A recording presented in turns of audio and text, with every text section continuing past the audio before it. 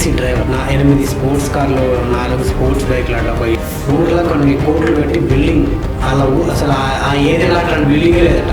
చిన్న యూట్యూబర్ కోట్లు పెట్టి బిల్డింగ్ కడతారు. ఈ యాభై వల్ల మనం చాలా నష్టపోయినాం. అసలు చెప్పలేదు మాటల్లో, అసలు మానసికంగా ఆర్థికంగా అసలు మేము చెప్పుకోలేని సిచ్యువేషన్ లో ఉన్నాం. ఇప్పుడు వాళ్ళందరినీ తీసుకురావడం లీగల్ కాన్సిక్వెన్సెస్ 100% వాళ్ళు ఫేస్ చేస్తారు. దాంట్లో నో డౌట్.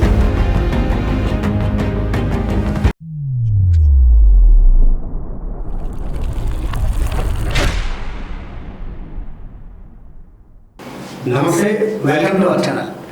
గత వారం రోజుల నుంచి సోషల్ మీడియాలో ముఖ్యంగా ఆంధ్రప్రదేశ్ తెలంగాణలో మాత్రం బెట్టింగ్ యాప్స్ గురించి వీడియోస్ వైరల్ అవుతున్నాయి. అయితే ఇప్పటి వరకు బెట్టింగ్ యాప్స్ ఎవరైతే ప్రమోట్ చేశారో వాళ్ళందరి మీద కూడా లీగల్ యాక్షన్ తీసుకున్నారు. ప్రస్తుతం ఒక 11 మందికి నోటీసులు కూడా పంపారట. మరి ఈ 11 మందిని అరెస్ట్ కూడా చేయబోతున్నారు. అయితే మొన్న అంటే 2 వీక్స్ బ్యాక్ కూడా మనకు వైజాగ్లో 4 కూడా అరెస్ట్ చేయడం జరిగింది. అదేవిధంగా ఇప్పుడు ఈ 11 మంది కూడా అదుపులోకి తీసుకొని అరెస్ట్ చేయబోతున్నట్టు వార్తలు కూడా వస్తున్నాయి. అయితే అసలు బెట్టింగ్ యాప్స్ గురించి చాలా రోజుల గురించి చాలా మంది చెప్తున్నారు, కానీ ఎవరు పట్టించుకోలేదు. కానీ ఇప్పుడు దాన్ని ఆ ఇల్లీగల్ బెట్టింగ్ యాప్స్ని ఇప్పుడు లీగల్గా ఆంధ్రప్రదేశ్లో తెలంగాణలో అరెస్ట్ కూడా చేయబోతున్నారు. మరి వీటి గురించి మాట్లాడడానికి ప్రస్తుతం మన స్టూడియోలో ఉన్నారు అందరికీ సుపరిచితులు. సో సిఏ రాజ్ కుమార్ గారు, నమస్తే అండి. నమస్తే అండి నరేష్ గారు. ఎలా ఉన్నారు? బాగున్నానండి, మీరు బాగున్నారా? Yeah, good. Welcome to my show. And గత వారం రోజుల నుంచి మాత్రం సోషల్ మీడియాలో ఎక్కడ చూసినా కూడా ఈ బెట్టింగ్ యాప్స్ ప్రమోషన్ చేసిన వ్యక్తుల గురించి వీడియోస్ వైరల్ అవుతున్నాయి. అయితే ఇక్కడ తీగలాగితే డొంక కదిలినట్టుగా ఒకరు దొరికితే ఇంకొకరి గురించి చెప్తున్నారు. సో ఆ ఒక్కరు ఇద్దరు దొరకడం వల్ల మిగతా ఇప్పుడు 11 మంది కూడా ఎవరైతే ఇల్లీగల్గా చేస్తున్నటువంటి బెట్టింగ్స్ యాప్స్ ప్రమోషన్ చేసే వాళ్ళు పేర్లు కూడా బయటకు వచ్చాయి. వీళ్ళు కాకుండా ఇంకొక 20 మంది కూడా ఉన్నారు.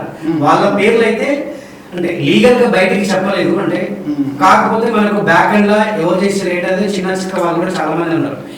కేవలం ఈ ఎవరైతే ఈ యూట్యూబ్ ఇన్ఫ్లుయెన్సర్స్ సెలబ్రిటీస్ ఉన్నారో వీళ్ళు బెట్టింగ్ యాప్స్ ప్రమోట్ చేయడం వల్ల కొన్ని వేల మంది యువత, చాలా మంది కూడా ఎంప్లాయీస్, బిజినెస్ వాళ్ళకి ఆశ చూపించి మీరు కూడా బెట్టింగ్ యాప్స్ లో ఇన్వెస్ట్ చేయండి అంటూ 1000 కోట్లు అంటే పోగొట్టుకున్న వాళ్ళు చాలా మంది ఉన్నారు. కొందరైతే రోడ్ల మీద పడ్డారు, కొందరైతే ఇంట్లో చెప్పుకోలేక బయటకు వెళ్ళిపోయారు, కొందరు సూసైడ్ చేసుకున్నారు. సో బెట్టింగ్ యాప్స్ నిజంగా ప్రమోట్ చేయడం వల్ల ఆ ఎఫెక్ట్ నిజంగా కొన్ని వేల మంది ఫ్యామిలీస్ మీద, యువత మీద పడింది. So what you say? యాక్చువల్గా ఇక్కడ మనం మాట్లాడుకోవాల్సింది ఏంటిది అంటే, federation of Indian fantasy sports అనేది ఒక బోర్డు ఉంది, హెడెడ్ బై Dream11. వాళ్ళ రిపోర్ట్ ప్రకారమే బెట్టింగ్ ఇండస్ట్రీలో 45,000 కోట్ల రెవెన్యూ జనరేట్ అవుతుంది. బెట్టింగ్ ఇండస్ట్రీలో ఇప్పటి వరకు బెట్ చేసే వాళ్ళు 18 కోట్ల మంది యాక్టివ్ యూజర్స్ ఉన్నారు. 18 కోట్ల మంది యాక్టివ్ యూజర్స్ ఉన్నారంటే దానికి ఒక 10 టైమ్స్ ఆల్రెడీ ఆ బెట్టింగ్ యాప్స్లో అందరూ కూడా మినిమం ఆల్మోస్ట్ అట్లీస్ట్ ఒక 50 to 60 crores వరకు కూడా దాంట్లో లాగిన్ అయి ఉంటారు. సో వీళ్ళందరి టార్గెట్ ఏంటి అని అంటే మ్యాక్సిమం అందరు టీనేజ్ పిల్లలు, అమ్మాయికులు, మిడిల్ క్లాస్ ఫ్యామిలీస్ ఎవరైతే కొంచెం ఈ బెట్టింగ్ యాప్స్ గురించి వీటి గురించి టెక్నికల్గా ఎక్కువ అవేర్నెస్ లేని వాళ్ళు మాత్రమే ఈ ఊపిలో రోజుకి ఇంకా ఎక్కువ దానిలోకి వెళ్ళిపోతున్నారు. సో రీసెంట్గా మనం చూసుకుంటే యూట్యూబ్ ఇన్ఫ్లుయెన్సర్స్ గత 4 సంవత్సరాల నుంచి బాగా ఇన్ఫ్లుయెన్స్ చేస్తున్నారు, బాగా బెట్టింగ్ యాప్స్ను ప్రమోట్ చేస్తున్నారు. వాళ్ళు ఇప్పుడు అరెస్టులు జరుగుతున్నాయి. ఇప్పుడు అరెస్టులు జరుగుతుంటే వాళ్ళు అనే మాటలు ఏంటంటే అసలు వాళ్ళు చెప్పే సమాధానం ఉంటే చాలా విచిత్రంగా అనిపిస్తుంది. కొందరు అంటారు అందరూ చేస్తున్నారు, నేను చేస్తున్నాను, లేదా మీరు చేయకపోతే వేరే వాళ్ళు చేసేవాళ్ళు కదా, అదే నేను ఎందుకు చేయకూడదు. అది ఎలా ఉందంటే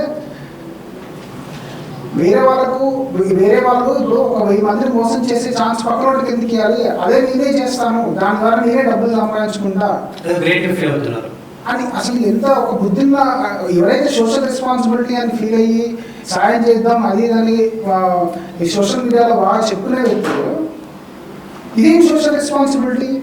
ఇక్కడ ఓపెన్ అవ్వచ్చు. ఎగ్జాంపుల్ ఎవరు హర్ష సాయి డైరెక్ట్ గా మీరు ఒక వీడియోనే రిలీజ్ చేశాడు. చాలా మంది బెట్టింగ్ యాప్స్ చేస్తున్నారు కదా, చాలా మంది మోసపోతున్నారు కదా. నేను కూడా ఆ బెట్టింగ్ యాప్స్ చేసి సంపాదించిన, నాకు కూడా కోట్ల రూపాయలు వచ్చినాయి.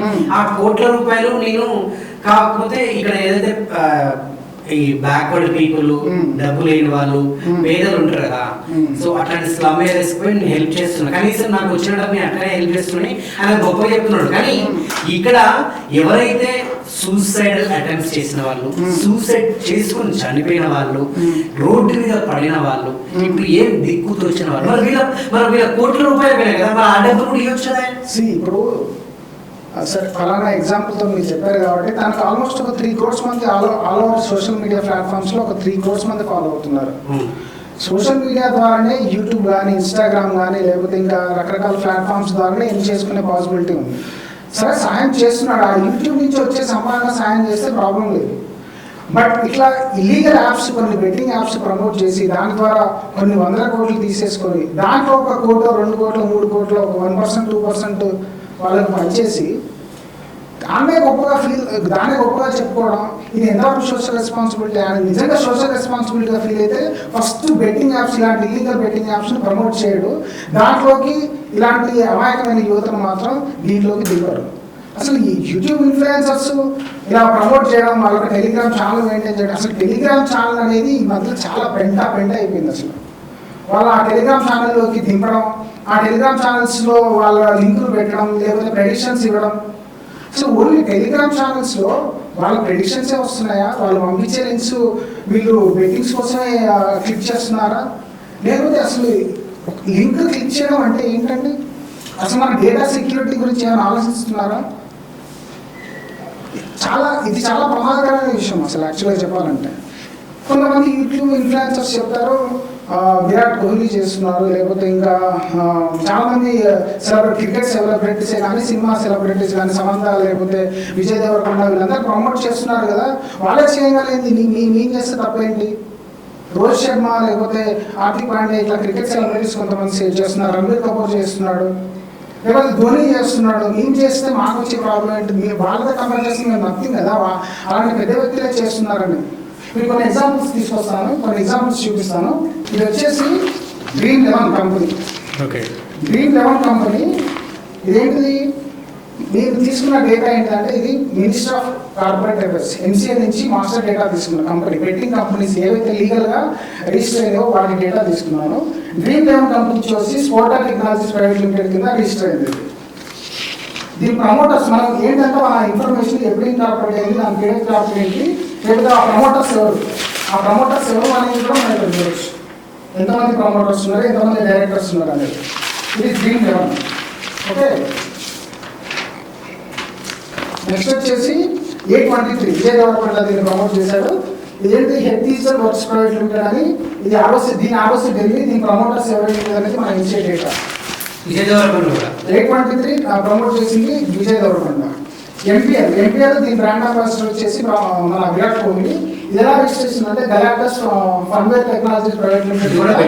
ఇది బెట్టింగ్ యాప్. ఇవన్నీ legalised betting apps. Legalised. Rummy circle ఇది కూడా ఏంటి? ప్లే గేమ్స్ 24/7 ప్రైవేట్ లిమిటెడ్ కింద రిజిస్టర్ అయింది ఇది 2006లో. Okay, next బింజో. ఇది ప్రమోట్ చేసేది ఎవరంటే ధోని. ఓకే, సో ఇది కూడా legal private limited company register చేసింది, ఆర్ఓసి ఢిల్లీలో రిజిస్టర్ అయింది. వీటికి సంబంధించిన ప్రమోటర్స్ కూడా ఉన్నారు. నెక్స్ట్ పరిమ్యాచ్ మధ్య ప్రమోట్ చేసింది, కాశ్లాగర్ వాళ్ళు ప్రమోట్ చేసింది. సో ఇది పరిమ్యాచ్ ఏంటి? యార్ ఎంటర్టైన్మెంట్ ప్రైవేట్ లిమిటెడ్ కింద రిజిస్టర్ అయింది. మీరు ఇవన్నీ ఎందుకు చూపిస్తున్నా అంటే ఇవన్నీ లీగల్ అంటే మీకు ఒక కంపెనీ ఉంటుంది, రిజిస్టర్డ్ కంపెనీ ఉంటుంది, దానికి సంబంధించిన GST రిజిస్ట్రేషన్ ఉంటుంది, వాటికి సంబంధించిన ట్యాక్స్ ప్రొఫైల్ ఉంటుంది, వాటి ప్రాపర్గా ఏంటి GST కలెక్ట్ చేస్తారు, ట్యాక్స్ పే చేసి లీగల్గా రన్ చేస్తారు. ఓకే, సో వీళ్ళు ఎవరైతే యూట్యూబ్ ఇన్ఫ్లుయెన్సర్స్ చెప్తున్నారో వీళ్ళందరూ ఇది లీగల్గా రిజిస్టర్ అయింది కాబట్టి వాళ్ళు బ్రాండ్ అంబాసిడర్లు పెట్టుకొని చేస్తున్నారు. ఇప్పుడు డ్రీమ్ 11 కూడా ఆల్మోస్ట్ 6-7 మెంబర్స్ ఆ బ్రాండ్ అంబాసిడర్స్ ఉన్నారు. డ్రీమ్ 11 మన అంటే రీసెంట్ క్రికెట్ మ్యాచెస్ కూడా వాళ్ళు స్పాన్సర్స్గా ఉన్నారు. అంత రెవెన్యూ ఎక్కడి నుంచి జనరేట్ అయింది? వీళ్ళు ఏంటంటే ఫర్ ఎగ్జాంపుల్ ఈవెన్ లీగల్ అయినా ఇల్లీగల్ అయినా ఒక సామెత ఉంటుంది, ఏ రోజైంది దొరపల్లి రాలగొట్టుకోవడానికి అనేటట్టు లీగల్ అయినా ఇల్లీగల్ అయినా రెండు ఒకే ఎఫెక్ట్ ఉంటుంది. బట్ లీగల్ ఏంటి అంటే వీళ్ళ పీక గవర్నమెంట్ చేతిలో ఉంటుంది. ఇల్లీగల్ బెట్టింగ్ యాప్స్కు అసలు ఒక అడ్రస్ ఉండదు, ఒక లీగల్ కంప్లైన్సెస్ ఉండదు, అసలు అది చాలా అనాథరైజ్గా జరుగుతుంది మొత్తం అంతా. ఈ లీగల్గా వచ్చేసరికి ప్రతిదీ దీనికి ఒక కంపెనీ ఉంటుంది, దీనికి ఎవ్రీథింగ్ ట్యాక్స్ కంప్లైన్సెస్ అన్ని ప్రాపర్గా జరుగుతాయి కాబట్టి సో